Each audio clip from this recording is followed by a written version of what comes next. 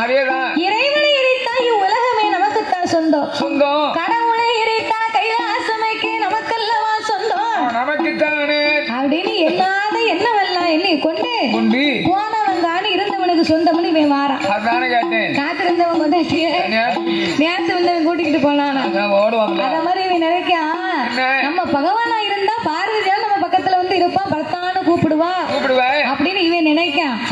நினைப்புத்தானே இவன் குழம்பு கெடுக்க போகுது.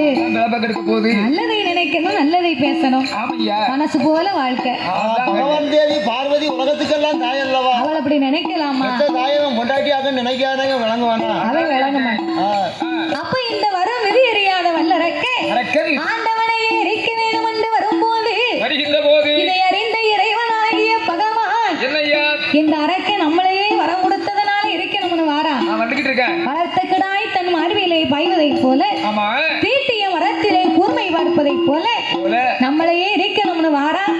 இவன் அழியும் கால வரைக்கும் நம்ம இங்க இருக்க கூடாது, எங்கேயாவது ஓடி ஒளிந்திருக்க வேணும் என்று ஒத்தையில போனா பையன் மகன் ஓடி வந்து பிடிப்பான். கூட்டத்தோட கூட்டமா போனா தான் நம்மளை யாருன்னு இவன் கண்டுபிடிக்க மாட்டான்.